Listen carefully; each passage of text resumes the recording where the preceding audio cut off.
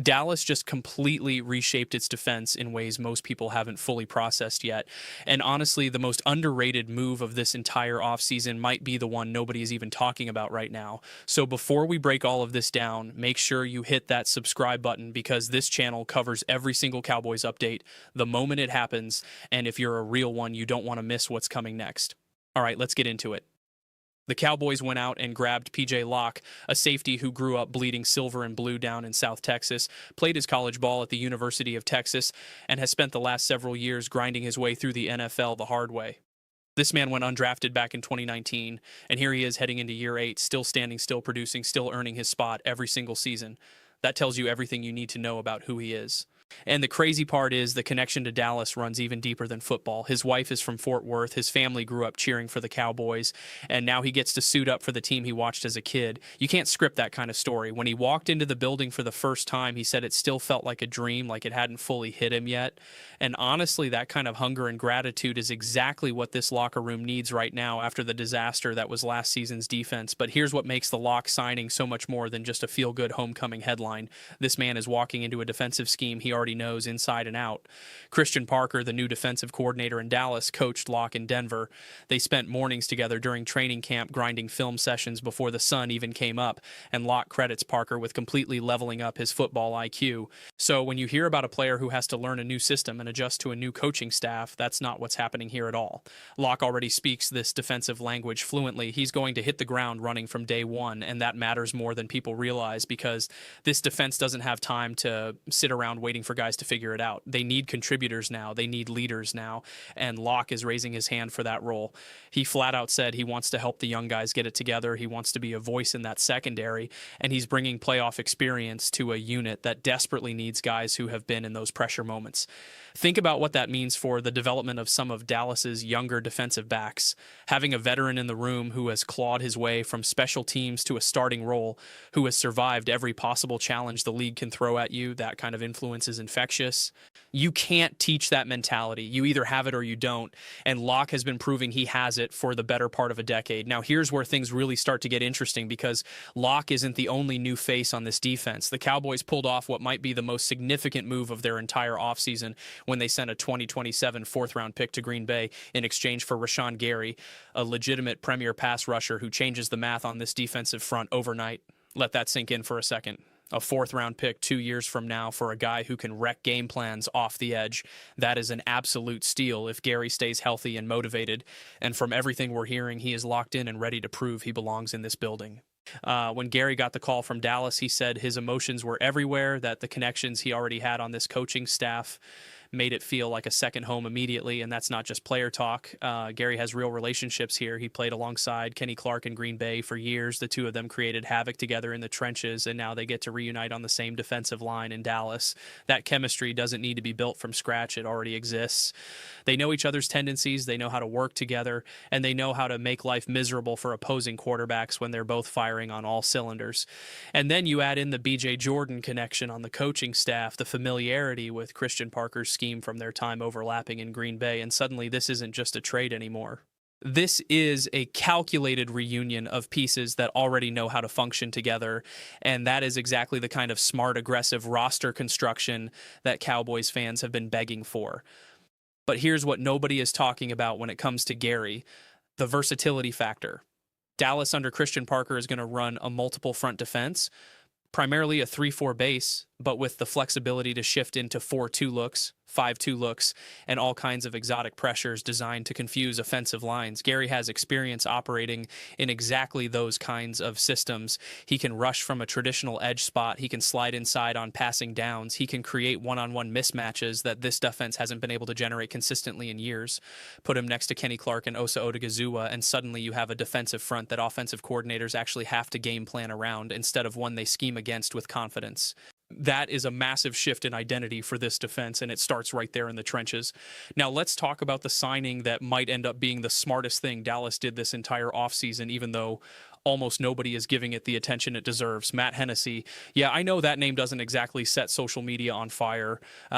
There's no highlight reel going viral, no flashy press conference moment, no blockbuster trade package involved. But if you understand how football seasons are actually won and lost, you understand why this move is quietly brilliant. Hennessy is 28 years old. He was a third-round pick out of Temple, and he has logged 64 regular season games with 24 starts across his NFL career. Last year with San Francisco, he appeared in all 17 regular season games, made 2 starts, and played in both playoff contests. This is a guy who has been in the fire. He knows what January football feels like. He knows what it's like to step in when a starter goes down and keep the machine moving. And in the interior offensive line, that kind of reliability is worth its weight in gold. Think about what happens when you don't have that depth. One injury at center or guard, and suddenly your protection calls fall apart. The run game loses its rhythm. The quarterback is getting hit from angles he shouldn't be getting hit from. And before you know it, a promising season turns into a nightmare. Dallas watched that movie before. They've lived through seasons where a lack of depth up front torpedoed everything. Signing Hennessy is the front office looking at that history and saying, never again, not on our watch. We are going to have a competent, experienced backup ready to step in and keep this offense functional no matter what happens. And the fact that he's bounced around from Atlanta to Philadelphia back to the Falcons orbit and then to San Francisco actually tells you something important about how the league views him. Teams keep wanting this guy on their roster. He's the kind of player coaches trust because he's steady, he communicates well, he can handle the mental demands of playing multiple interior positions, and he doesn't panic when the lights come on. That is not a glamorous skill set, but it is an essential one, and Dallas was smart enough to recognize that before the season starts instead of scrambling to find it in October when it's already too late. Now zoom out and look at the big picture of what this offseason is telling us about the direction of this football team under Brian Schottenheimer. The first wave of moves hammered the defensive side of the ball. Locke, Gary, Quinnen Williams, Kenny Clark, all of these additions scream that Dallas identified the defense as the primary problem and attacked it with urgency. But then they circled back and addressed the offensive line too, which shows balance, which shows discipline, which shows a front office that isn't just chasing headlines, but is actually trying to build a roster that can survive the grind of a 17-game season plus playoffs. That's the difference between a team that looks good on paper in March and a team that's still standing in January. You need stars, absolutely, but you also need insurance. You need competition. You need the kind of depth that means one injury doesn't send your entire season into a tailspin. And right now, Dallas is checking all of those boxes in a way they haven't done in a very long time. Let's also talk about what this means for the locker room culture, because I think that's being underestimated. When you bring in guys like Locke, who scratched and clawed for everything, guys like Gary, who want to prove they belong on a bigger stage, guys like Hennessy, who understand their role and embrace it with professionalism, you're sending a message to the entire roster about what the standard is going to be. This isn't a country club anymore. This isn't a team that's going to coast on reputation. Every single spot is going to be earned through competition and effort, and that mentality filters down from the veterans to the young players in a way that transforms how a team practices, how they prepare, and how they respond when things get tough during the season. Christian Parker's defensive scheme demands communication, attention to detail, and trust between all 3 levels of the defense. Having guys who already know his system and believe in his coaching philosophy accelerates everything. Instead of spending the first 6 weeks of the season trying to figure out who they are, this defense might actually come out of training camp with a real identity already established. And when you combine that with the offensive stability that a signing like Hennessy provides, you start to see a team that isn't just collecting talent, but is building something with intentional structure and purpose. Is it perfect? No, of course not. There are still questions to answer. There are still holes to fill. The draft is coming, and that's going to be another massive opportunity to add young difference makers to this roster.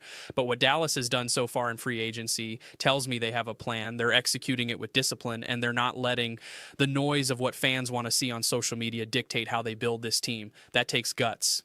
That takes conviction.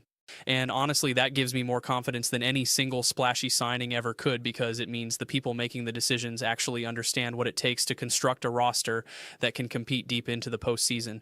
So where does all of this leave us, Cowboys Nation? It leaves us in a position we haven't been in for a while. The defense has real talent now. The coaching staff has connections to the players they're bringing in. The offensive line has experienced depth, and the front office is showing a willingness to address weaknesses before they become full-blown problems. Is this enough to win it all? That's the million-dollar question, and I'm not going to sit here and pretend I have the answer, because the season is long and anything can happen. But what I will say is this: the foundation being built right now feels different. It feels more serious. It feels more intentional. And if guys like PJ Locke bring the hunger they've been carrying their entire careers, if Rashan Gary plays with something to prove on a new stage, if Matt Hennessy provides the kind of quiet, reliable depth that holds everything together when adversity hits, then this Cowboys team has a real chance to surprise some people.